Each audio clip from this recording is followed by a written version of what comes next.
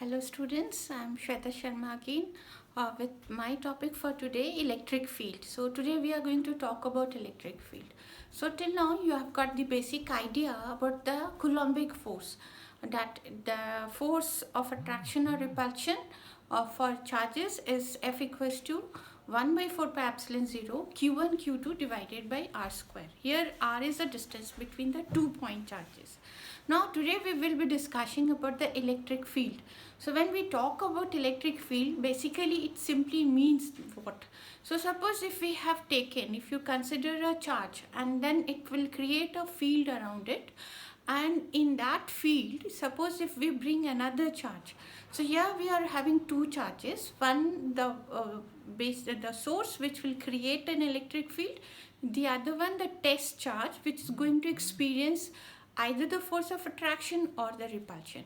So here we will just see how things changes and what is the basic formula to do with the electric field. So suppose we are doing with electric field, and here we have taken, this is your source charge. Now the source charge, there is a condition.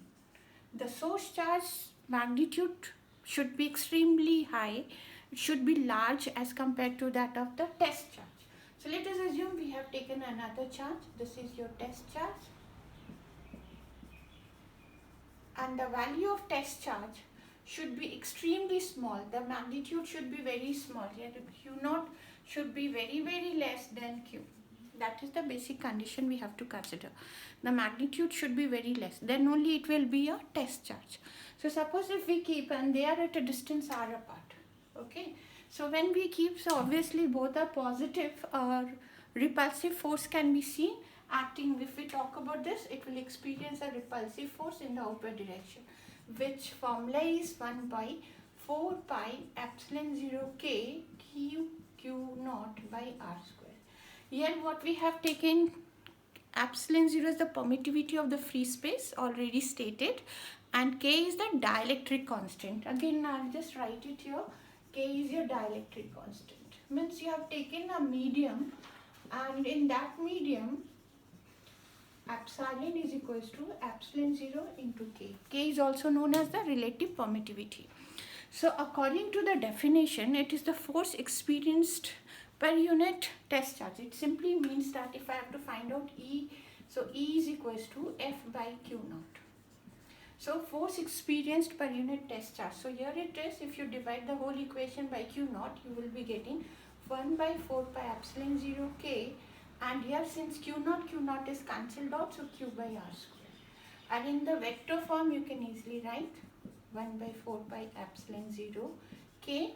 This will be Q by R square, and this is R caret. The direction is given by the unit vector, and it is just a repulsive force.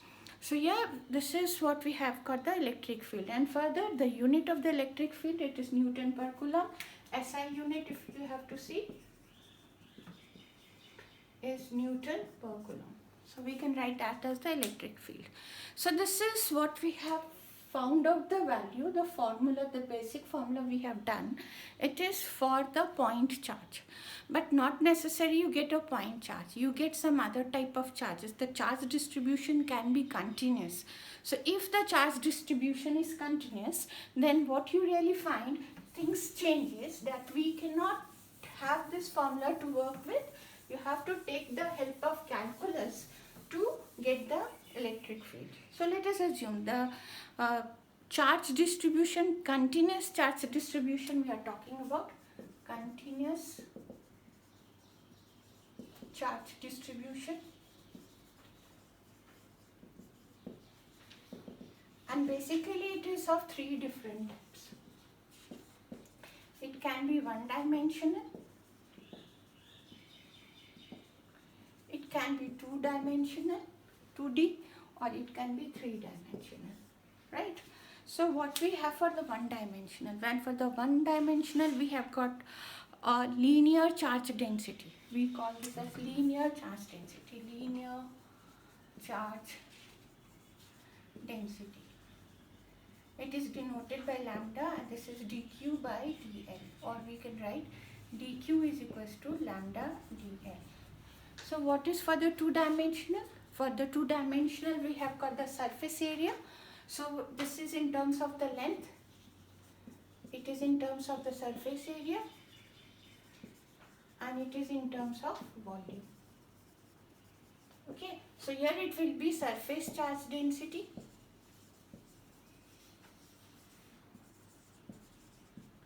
and surface charge density sigma ds by this is dq by ds, and dq is equals to sigma ds. Surface charge density is denoted by sigma. And here for the 3D, that is for the volume, if we have to work with, then it is volume charge density.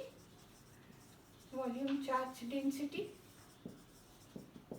And here we denote it by sigma is for the surface charge density, and for the volume charge density you denote it by rho dq by ds dv. So dq is equals to rho dv. Rho is the volume charge density, dq is the charge, and dv is the, this is not an integration but rho dv. So this is the three different ways of the continuous charge distribution when we have to find out. You substitute the same for the electric field, but q will be replaced by dq. So this is for the charge, continuous charge distribution. Apart from that, what is very important for the electric field, that the electric field is mainly just because of the electric lines of forces.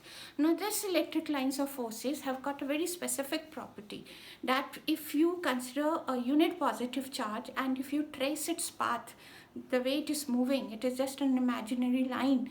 So the way it moves, it gives you the electric field lines. So if you take a positively charged body, if you take only a positive charge,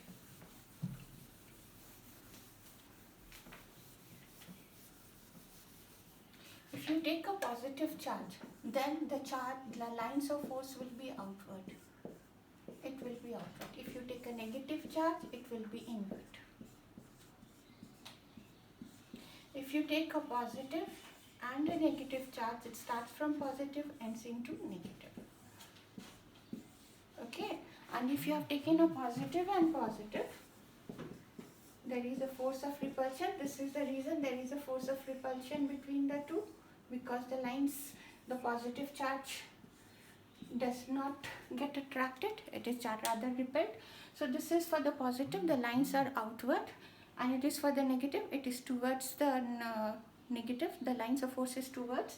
Positive negative starts from positive, ends into negative, positive positive, you can see the lines.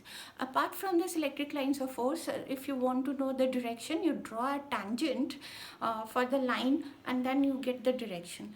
And we have got a very important criteria here, the two electric lines of force will never intersect each other, because if they intersect each other, this line and the line intersects. So at this point, two different direction is not possible. So it does not allow the two lines of forces to intersect. Other than this, it is an imaginary line, and then if also gives you an idea. If the regions are very close, you will find it is very crowded, and if it is far apart, then there is it behaves like a, like it seems to be, it is behaving like a elastic stretched rubber type membrane. So what exactly is the electric lines of forces? The main criteria is this only. I hope you have understood with my classes. You have got the idea of the electric lines of force, you have got the basic idea of the electric field, and of course it is a vector quantity we have represented, and the basic charge distribution, that is continuous. Three different types we have categorized, and this is the electric lines of forces we have spoken about. So basic things we have covered in this. So next we will be doing with the dipole. Thank you.